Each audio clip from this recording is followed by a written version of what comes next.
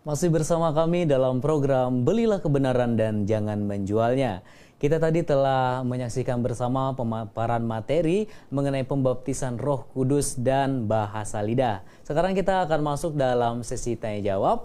Bagi para pemirsa yang masih punya pertanyaan-pertanyaan dan belum sempat diketik, kami persilakan untuk ketik terlebih dahulu dan bisa langsung kirimkan di kolom komentar Facebook kita atau di via WhatsApp kita di nomor 081192222313. Baik, Pak Suhento, kita sekarang akan bacakan pertanyaan yang sudah ada masuk di kolom komentar Facebook kita. Ada dari Pak Tobito Obi. Selamat sore Pak Suhento, Maranatha. Selamat sore, Maranatha. Oke, kita akan langsung bacakan pertanyaan yang pertama. Katanya, sewaktu Yohanes membaptis, apakah sudah terjadi juga baptisan Roh Kudus? Oh, tidak. Kan Yohanes Pembaptis bilang dia tidak layak untuk melakukan itu. Ya, nanti akan dilakukan oleh dia yang dia membuka tali kasutnya saja tidak layak. Ya, jadi belum waktu itu. Oke, jadi jawaban sudah jelas bahwa belum ada baptisan Roh Kudus saat itu. Lalu pertanyaan kedua, masih banyak seperti ini Pak pertanyaan ya. Apa yang dimaksud dengan penuh Roh Kudus? Saat kapan terjadi? Dan apakah tidak 24 jam? Dan apakah selamanya manusia penuh dengan Roh Kudus? Nah, istilah penuh Roh Kudus sebenarnya cuma ditemukan di Efesus pasal 5 ya. Jadi di Efesus pasal 5 di ayat yang ke-18 ya. Efesus pasal 5 ayat 18 katanya, dan janganlah kamu mabuk oleh anggur, karena anggur menimbulkan hawa nafsu, tetapi hendaklah kamu penuh dengan Roh Kudus. Nah, akhirnya istilah penuh dengan Roh Kudus ini menjadi sesuatu yang kadang-kadang jadi liar begitu ya. Penuh dengan Roh Kudus seperti apa? Karena Rasul Paulus ini membandingkannya dengan mabuk anggur gitu. Nah, kalau mabuk anggur, janganlah kamu mabuk oleh anggur, tetapi hendaklah kamu penuh dengan Roh Kudus ya. Nah, jadi jangan orang salah pikir bahwa mabuk anggur kan minum anggurnya sampai kulup gitu ya. Wah, nah akhirnya dia udah kena alkoholnya di sempoyongan. Sebenarnya gini, karena banyak minum anggur, akhirnya menjadi alkoholnya menguasai orang itu jadi sempoyongan. Nah, Paulus bandingkan dengan jangan mabuk anggur sehingga dikuasai oleh anggur itu, alkohol anggur itu menguasai kamu, hendaklah kamu penuh dengan Roh Kudus. Sebenarnya kalau kita bandingkan itu artinya apa? Jangan dikuasai oleh pengaruh anggur, tetapi dikuasai oleh Roh Kudus. Ya. Jadi di penuh dengan Roh Kudus sebenarnya dikuasai penuh oleh Roh Kudus. Nah, beda, kita tidak bisa minum Roh Kudus gitu. Ya. Tidak bisa minum Roh Kudus karena Roh Kudus itu pribadi. Jadi kita tidak minum Roh Kudus. Nah, supaya dikuasai penuh oleh Roh Kudus, ya Roh Kudus berkuasa penuh atas kita seperti anggur menguasai orang itu, mempengaruhi orang itu adalah apa? Yaitu sebenarnya karena Roh Kudus itu pribadi berarti apa? Ketaatan. Jadi kita harus taat. Kalau kita taat kepada Roh Kudus, maka kita dikuasai penuh oleh Roh Kudus, gitu. Dikuasai penuh oleh Roh Kudus. Nah, sekarang supaya kita bisa taat apa? Berserah. Dan tahu apa yang diinginkan oleh Roh Kudus, ya kita cari tahu apa yang diinginkan oleh Roh Kudus, kemudian kita taat, maka kita akan dikuasai penuh oleh Roh Kudus. Nah, apa yang diinginkan oleh Roh Kudus? Tidak mungkin di luar Alkitab. Ya, tidak mungkin di luar Alkitab. Jadi kita baca Alkitab, kita pelajari Alkitab, kita taati Alkitab, sama dengan kita taati Roh Kudus, sama dengan kita dikuasai penuh oleh Roh Kudus. Dikuasai penuh. Oke, jadi saat kapan, kalau ditanya tadi kapan Roh Kudus itu katanya memenuhi manusia? Saat manusia itu taat. Iya.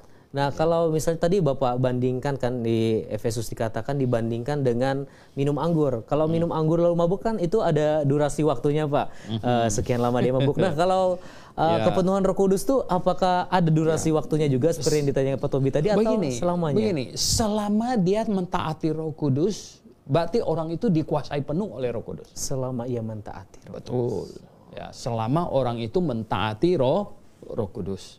Maka itu artinya orang itu memang dalam posisi dikuasai penuh oleh Roh Kudus. Jadi tidak ada batasan durasi. Tidak ada batasan durasi. Ya. Oke, baik. Sebelum kita lanjut ke pertanyaan selanjutnya dari Pak Tobi, kita ada juga pertanyaan dari Kenzo. Ya. Menurut pendapat Bapak, bagaimana dengan kalangan karismatik, Pentakosta? Mereka katakan mereka sedang dipenuhi oleh Roh Kudus sehingga bisa berbahasa roh. Mengapa Bapak katakan dipenuhi roh halus? Iya. Karena nomor satu, mereka berbahasa roh yang tidak ada di dalam Alkitab. Ya, di Alkitab tuh bahasa lidah. Ada bahasa roh enggak? Ada. Itu yang dukun-dukun di Singkawang itu mereka berbahasa roh, begitu loh. Ya. Oh, saya orang Kalimantan Barat dan saya besar melihat itu dukun-dukun berbahasa roh. Ya. Terus terang saya lihat mereka berbahasa roh itu. Ya, bahkan saya pernah tetangga saya satu itu dukun yang sering kali berbahasa roh gitu. Ya, mereka berbahasa roh. Wah, itu roh halus itu gitu. Nah, jadi ya itulah yang terjadi gitu. Nah, sekarang kalau orang datang kepada saya, ya saya tidak mau sebut gereja. Saya tidak pernah bicara soal gereja ya, nama gereja tidak. Ya ada kalau kelompok Kristen bilang gitu, dia berbahasa lidah. Saya tanya, kamu dapat dari itu dari mana? Sekarang saya tanya, itu dapat dari mana? Coba. Ya, dapat dari mana? Roh apa yang bekerja di dalam hatimu yang aktif? Bagaimana kamu tahu? Itu Roh Kudus apa roh iblis? Gitu. Ya, itu sama dengan yang di dukun-dukun yang di Kalimantan Barat, yang tatung itu, yang di Singkawang itu. Sama dengan itu atau beda? Coba bagaimana cara kamu taunya? Ya kan? Tidak ada mereka cara untuk taunya. Makanya Tuhan tidak mau hari ini kita ditaruh dalam posisi yang tidak pasti gitu. Tuhan tidak mau, ya. Itu sangat bahaya gitu. Ya makanya mereka bilang, oh ya, lalu bagaimana rasul-rasul tahu? Nah, ini banyak orang ini mereka kebingungan begini ya. Ada mereka mimpi ya. Mimpi ini bahkan ada pendeta besar mimpi. Terus dia bilang mimpinya itu dari Tuhan. Saya bilang ngawur ini ya. Bagaimana kamu tahu mimpi kamu itu dari Tuhan? Sudah berapa banyak kamu mimpi? Saya satu malam kadang-kadang bisa 2-3 mimpi gitu. Bagaimana kita tahu mimpi kita mana yang dari Tuhan? Ya toh? Bagaimana? Nah, kalau ada 1 miliar orang mimpi di dunia ini, bagaimana tahu mimpi siapa yang dari Tuhan? Tidak bisa. Tidak ada yang bisa tahu begitu. Nah, lalu mereka bilang begini, Pak Suhento, lah bagaimana tahu itu mimpinya Yusuf dari Tuhan? Nah, mereka lalu ngomong, no. Ya, kalau Yusuf sendiri yang cerita, saya nggak mau percaya. Bagaimana kita tahu Firaun punya mimpi dari Tuhan?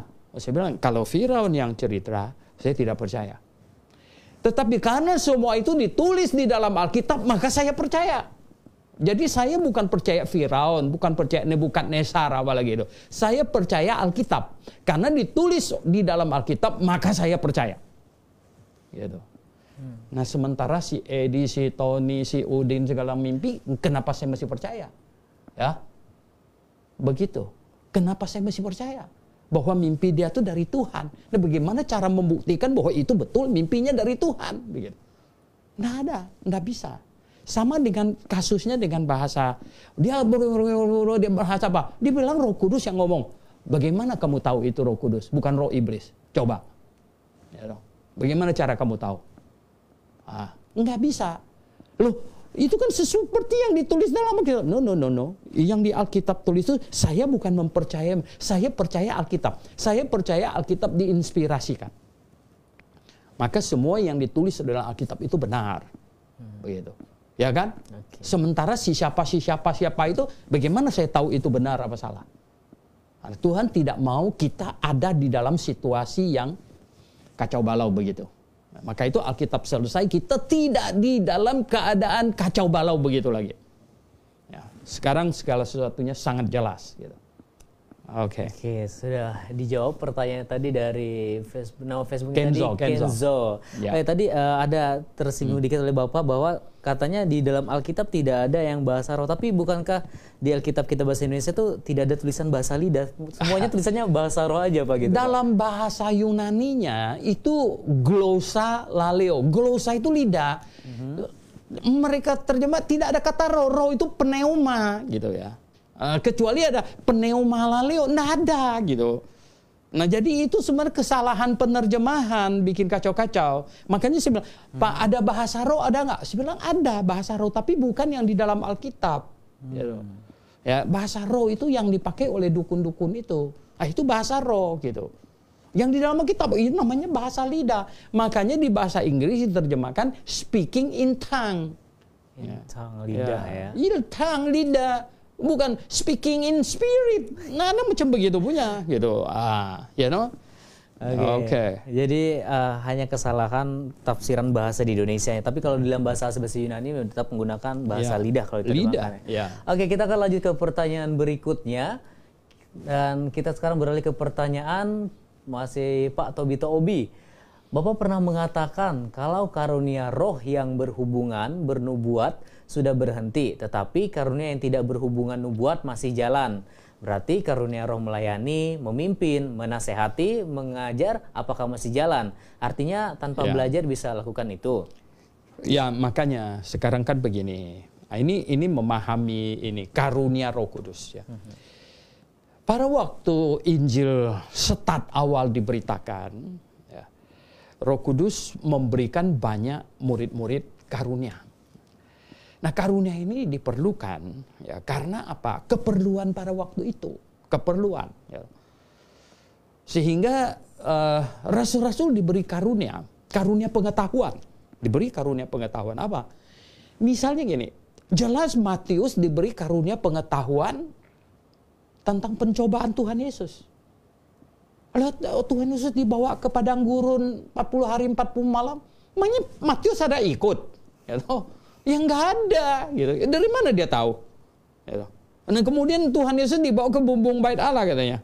Matius ada ikut di bawahnya lihat? Nggak ada gitu. Nah penulisan Alkitab yang hari ini ada di tangan kita itu adalah karunia pengetahuan. Gitu loh. Dan itu sudah selesai. Nah hari ini gitu, lalu manusia dapat pengetahuan banyak. Lu tahu bumi ini bulat itu karena sekolah gitu. Ya kan? Lu tahu banyak hal, tahu komputer dan bisa bikin handphone, mencet ini segala macam. Wah, nah hari ini bagaimana kita membedakan mana itu karunia Roh Kudus dan mana itu hasil belajar? Nggak bisa gitu, ya nggak? Ini satu orang pinter main piano, waduh, jagonya bukan main gitu ya. Dia bilang tuh karunia dari Tuhan. Tapi ditanya latihan nggak? Ada 1 hari 4 jam. Lah kita tanya ini orang hasil latihannya atau dikasih nggak ada bikin apa-apa tiba-tiba pintar gitu. Itu dikasih namanya begitu. Nah begini Bapak Ibu yang saya kasih dalam Tuhan Yesus. Ya, saya sebenarnya tidak mau terkesan olok-olok gitu. Nah sekarang kalau ada orang dia bilang dia dapat karunia apa? Makanya ada satu orang dia marah sama saya. Karunia melayani Pak Suyanto, masih ada nggak? Oh iya saya bilang. Nah karunia melayaninya mungkin kalau dulu ngepel lantai hari ini jadi vakum gitu. Jadi beda. Pakai vakum kan. Nah ada lagi mereka yang ini melaksanakan apa? Hari ini katanya ya toh. Wah cuci kaki. Ada apa bikin upacara cuci kaki. Lah saya bilang sebenarnya kalau zaman sekarang tuh bukan cuci kaki. Cuci mobil sama cuci motor. Lebih cocok. Lah kenapa? Nah hari ini kita pakai kaos kaki, ya, pakai sepatu, datang. Nah sampai di gereja upacara cuci kaki nanya. Lah kakinya lagi bersih kok. Ya toh? Lah, bukankah lebih cocok cuci motor sama cuci mobil gitu. Ini jadi sekarang kalau kita bilang karunia Roh Kudus itu diberikan. Oke, kalau kita baca di dalam 1 Korintus. Nah ini kembali lagi. Surat Korintus ini ditulis oleh Rasul Paulus karena ada banyak kekacauan terjadi. Dibenarkan gitu. Ya, ada banyak kekacauan terjadi. Jadi begini ya. Ada banyak karunia Roh Kudus. Zaman itu diberikan karunia Roh Kudus memang karena diperlukan gitu. Diperlukan. Nah, karunia apa misalnya? Sampai ada bikin kacau mengenai masalah karunia iman. Kalau di pasal 1 Korintus 12 ayat 9, karunia iman. Nah, sehingga John Calvin bikin kacau. Iman itu dikasih katanya. Wah, jadi kamu bisa percaya karena dikasih. Padahal tuh begini, kalau di dalam Filipi pasal 1 ayat 27, iman yang timbul dari pemberitaan Injil. Jadi iman keselamatan itu bukan dikasih, tapi iman timbul dari berita Injil. Nah, lalu yang di 1 Korintus 12 ayat 9 itu iman dikasih itu karunia iman itu apa? Itu mungkin pada waktu itu ada orang yang dianiaya begitu berat dan lain sebagainya. Dia hampir-hampir mau menyerah, nggak mau percaya lagi. Tuhan berikan dia karunia iman. Itu bukan untuk keselamatan. Itu adalah orang yang sudah bertobat, sudah percaya Injil, sudah punya iman duluan. Nah, tetapi untuk sesuatu keadaan dan lain sebagainya, orang itu perlu diberi tambah iman untuk menghadapi. Ini harus begitu. Jadi karunia-karunia Roh Kudus yang ada pada zaman itu diperlukan untuk situasi zaman itu, gitu. Nah, hari ini karunia pengetahuan. Kita hari ini harus sekolah, harus belajar dengan rajin, gitu kan? Ini mahasiswa teologi ini harus belajar dengan rajin, gitu. Nggak bisa, Tuhan tolong kasih saya karunia bahasa Yunani. Wah, nanti, gitu. Tiba-tiba lalu jago bahasa Yunani, nggak usah hafal lagi. Wah, mana bisa, nggak ada macam begitu punya, gitu. Lah, katanya, cobalah doa. Puasa 40 hari, minta karunia bahasa Yunani, bahasa Ibrani, jadi nggak usah ikut ujian lagi gitu. Nah, bukan begitu caranya. Karunia Roh Kudus yang pada waktu itu yang di-list di dalam surat Korintus itu diperlukan pada waktu Injil start awal gitu. Nah, jadi jangan kacau-kacaukan begitu. Oke. Masih ada banyak sekali pertanyaan ini. Kita ke pertanyaan berikutnya. Ini masih dari Pak Tobito ya sebenarnya. Apakah ada karunia roh yang tidak berhubungan dengan nubuat dan tidak tercatat dalam Alkitab yang bisa dikategorikan karunia roh, apa-apa saja itu? Ya inilah seringkali orang mau minta list. Karunia apa yang masih ada sekarang ini? Terus terang saya tidak tahu. Saya tidak tahu. Dan bagaimana cara membedakan itu karunia atau kita kira ini manusia yang 4 tahun bisa pimpin konser itu Mozart, ya. Mozart, Amadeus Mozart gitu. Dia dapat karunia ini. Hari ini kan talent, ya dibilang talent, punya talenta, diberi talenta. Ya oke, gitu. Nah, sangat hebat ya bisa ini. Tapi tahu nggak? Mozart ya, memang ada orang yang ini artinya gini, terlahir memang sudah punya sense musik yang sedemikian rupa.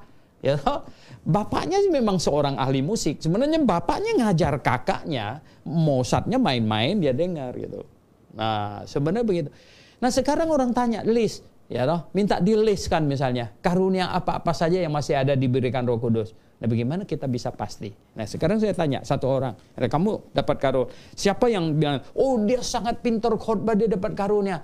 Lah, ya memang dia belajar berkhotbah kok. Ya toh. Bagaimana ya, dan memang ya mungkin dia dari kecil sudah suka bicara, bakat berbicara gitu. Nah, beda dengan orang pendiam misalnya gitu. Ya oke. Ya. Oke, kita akan lanjut, masih banyak sekali pertanyaan. Selanjutnya dari nama Facebooknya ini Ana Baptis.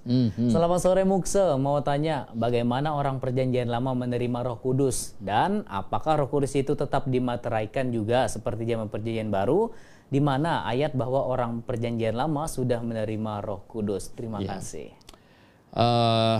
Mungkin bisa dicari ya bahwa Saul juga digolongkan sebagai nabi katanya ya. Saul ya toh. Mengapa? Karena satu kali dia pernah ya itu sepertinya tingkat-tingkat dipenuhi dengan Roh Kudus begitu ya. Jadi semua orang yang dipenuhi Roh Kudus ya seketika mungkin waktu itu Roh Kudus tidak terus-menerus ya, itu digolongkan nabi begitu ya. Jadi mereka ini dipenuhi Roh Kudus. Dan Alkitab Perjanjian Lama mencatat begini. Jadi nabi-nabi bernubuat ya. itu orang-orang itu sudah melihat tingkahnya. Tingkahnya memang tingkahnya beda gitu ya. Tingkahnya beda. Ya, sebenarnya kita bilang itu hampir mau sama dengan itu dukun kesurupan. Artinya begini, dia itu diambil alih. Ada kekuatan lain yang mengambil alih gitu ya, pribadinya gitu loh. Di Perjanjian Lama itu begitu yang terjadi. Ya, terjadi. Tetapi kalau dibilang bahwa mendiaminya terus-menerus atau tidak, kelihatannya tidak. Di Perjanjian Lama tidak. Seperti di zaman kita Perjanjian Baru, ada ayat Alkitab berkata bahwa Roh Kudus tinggal di dalam hati kita. Di Perjanjian Lama tidak ada dikatakan begitu. Tetapi ya, ketika Nabi mau bernubuat dan lain sebagainya, ya orang-orang sekelilingnya memang bisa melihat, wah ini ada tanda-tanda seperti yang terjadi pada Zakaria pasal 11. Ini orang-orang sudah lihat ini, wah, ya toh. Ini Nabi datang ke pasar ini, pasar domba lagi gitu ya toh. Kemudian dia bertingkah, nah orang lihat ini, wah ini mau bernubuat dia. Begitu, ya toh. Oke, demikian jawabannya dan masih ada satu pertanyaan lagi dari nama Facebooknya Monang Manombasitorus. Ya. Kapan Roh Kudus bisa meninggalkan dan keluar dari dalam orang yang sudah percaya? Apa maksudnya dosa kepada Roh Kudus tidak dapat diampuni? Iya. Wah, sebenarnya begini ya. Dalam Alkitab hanya ada 3 dosa yang tidak bisa diampuni. Ada 3 saja. Ya, saya sudah tulis bukunya 1. Ya, ya dosa yang dilakukan oleh malaikat. Tidak ada pengampunan. Ya. Tidak ada khotbah untuk malaikat supaya mereka bertobat. Ya. Yang kedua, dosa menghujat Roh Kudus. Sebenarnya dosa menghujat Roh Kudus ini tidak terjadi kepada orang-orang kita. Dosa menghujat Roh Kudus ini adalah terjadi pada mereka yang pada saat Tuhan Yesus ada di muka bumi sedang mengadakan mujizat, mereka menghujat Dia. Dan Tuhan bilang, sekarang kamu bisa diampuni, tetapi nanti ya, kalau kamu menghujat Roh Kudus tidak ada pengampunan lagi. Maksudnya begini, orang-orang Farisi dan ahli Taurat yang sedang menghujat Tuhan Yesus itu, pada waktu hari Pentakosta, waktu Roh Kudus turun, mereka ya, murid-murid akan meyakinkan mereka sekali lagi, kalau mereka tidak bertobat, maka tidak ada lagi second chance. Nah, jadi tidak terjadi pada kita-kita sekarang ini. Ya, bukan berarti orang beritakan Injil tolak-tolak, ini orang sudah menghujat Roh Kudus. Tidak begitu. Ya. Nah, kemudian yang ketiga sebenarnya adalah apa? Coba baca di Ibrani pasal 10. Ya. Ini baca di Ibrani pasal 10. Di Ibrani pasal 10, ya, di ayat yang ke-26. Ya. Ibrani pasal 10 di ayat yang ke-26. Coba baca. Ya, coba baca. Ibrani pasal 10 ayat 26. Sebab jika kita sengaja berbuat dosa, sesudah memperoleh pengetahuan tentang kebenaran, maka tidak ada lagi korban untuk menghapus dosa itu. Dosa apa? Yang tidak ada lagi korban untuk menghapusnya. Dosa apa? Ya. Yaitu sebenarnya gini, orang yang sudah lahir baru sudah bertobat. Sudah lahir baru sudah bertobat. Nah, orang yang demikian ini adalah orang yang sudah bertobat, percaya Tuhan Yesus, adalah orang yang sudah menyalibkan Yesus 1 kali. Kalau dia tinggalkan imannya, entah karena cewek cakep, karena mau naik pangkat, ya, macam-macam gitu, mau kaya, tinggalkan. Kemudian udah tua, ya, udah reyot, mau balik lagi. Berarti dia mau menyalibkan Yesus kedua kali. No way, no way. Tidak bisa. Yesus hanya disalibkan 1 kali. Di Perjanjian Lama, Tuhan memakai hidup Musa untuk menggambarkan itu. Ya. Apa itu? Musa pada waktu bangsa Yahudi kekurangan tidak ada air minum, Tuhan suruh Musa pukul batu itu dengan tongkatmu. Dipukul batunya, keluar air. Batu itu siapa? Batu itu apa? Itu Tuhan Yesus. Kata dalam 1 Korintus. Ya. Itu Tuhan Yesus, batu karang. Lalu di kesempatan yang lain mereka juga kekurangan air, tidak ada air lagi.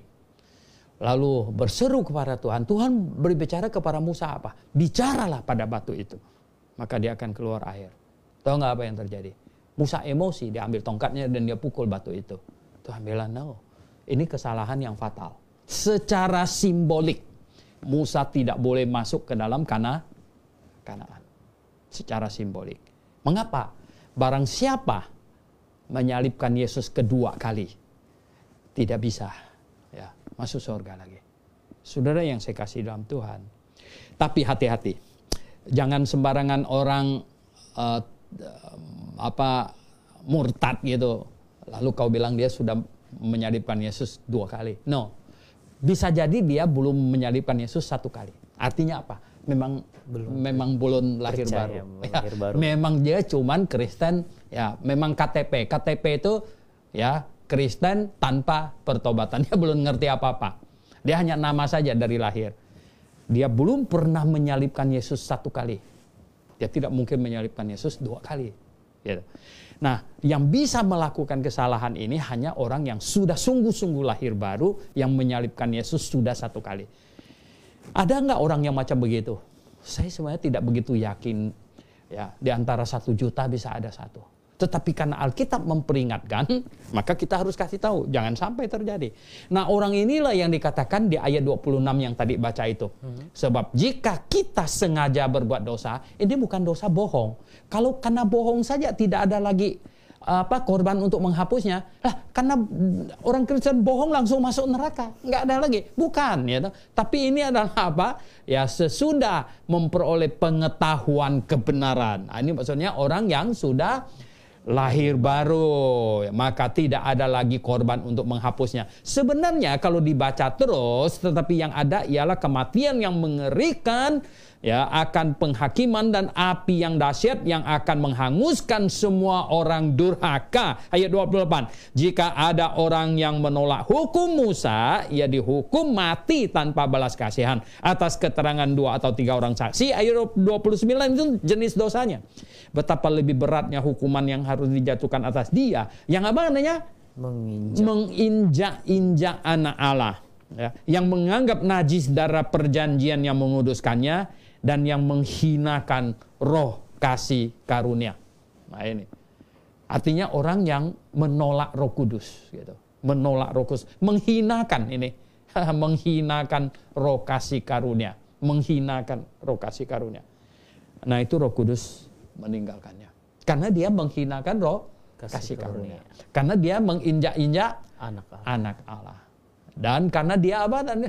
Menganggap najis darah perjanjian. Itu yang di ayat 35. Makanya dikatakan apa ayat 35? Sebab itu janganlah kamu apa? Melepaskan kepercayaanmu. Oke, baik. Itu dia jawabannya dan sekaligus menjawab pertanyaan terakhir di sesi ini. Tapi buat sahabat kebenaran yang pertanyaan-pertanyaan belum sempat terjawab, nanti bisa langsung di grup WhatsApp Facebook streaming kita, bisa langsung bertanya di sana dan akan dijawab melalui via grup Facebook. Dan waktu juga sudah menunjukkan pukul 4 lewat ya, kita sudah lebih 1 jam.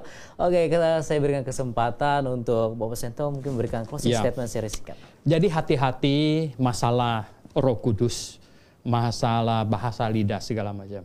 Hati-hati mengapa? Karena Alkitab ya, Rasul Paulus mengingatkan di Korintus ada aktivitas roh lain. Dan iblis ya seperti singa mengaum-ngaum ingin ya melakukan sesuatu. Oh, hati-hati ya. Kita tidak bisa membedakan roh ini, roh itu segala macam. Maka itulah Tuhan tidak mau ya kita mengejar hal-hal yang kita nggak ada bisa tahu punya. Kita tidak bisa membedakan itu roh. Makanya Tuhan mau kita ikutin yang di dalam Alkitab saja. Ya, ikutin. Ya, kalau Alkitab omong, maka itu setelah Roh Kudus selesai menuliskan Alkitab, ya, ini Alkitab ini Roh Kudus yang tulis. Pakai tangannya Matius, pakai tangannya Markus. Jadi Roh Kudus selesaikan Alkitab.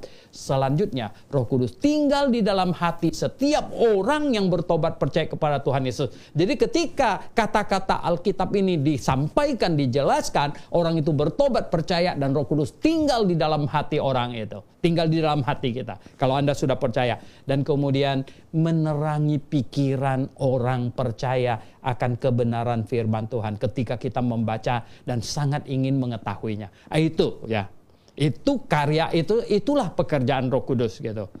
Nah, jadi bukan oh ini mesti aneh-aneh, ini mesti aneh, ini mesti ada ajaib segala macam. Loh, iblis juga buat hal yang aneh-aneh ajaib. Dan bagaimana kamu membedakan? Apalagi bahasa, bagaimana membedakannya? Bahasa roh halus dengan roh kasar itu bagaimana membedakannya? Wah, bisa kacau nanti ya.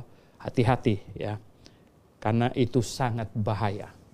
Oke, terima kasih Dr. Sentoliao. Demikianlah perjumpaan kita dalam program kita kali ini. Buat sahabat kebenaran, kami ingatkan kembali yang pertanyaan belum sempat terjawab ataupun ingin bertanya lagi, kami silakan untuk menghubungi di grup WhatsApp kita. Ada linknya di kolom komentar, nanti diklik saja bagi yang belum bergabung di grup WhatsApp kita. Kami mengucapkan terima kasih kepada para pemirsa yang telah bergabung bersama kami sejak tadi bahkan sampai sekarang. Kami pamit undur diri, saya Cio sebagai host kita sore hari ini dan juga Dr. Sentoliao sebagai narasumber. Kami mengucapkan selamat sore dan Maranatha.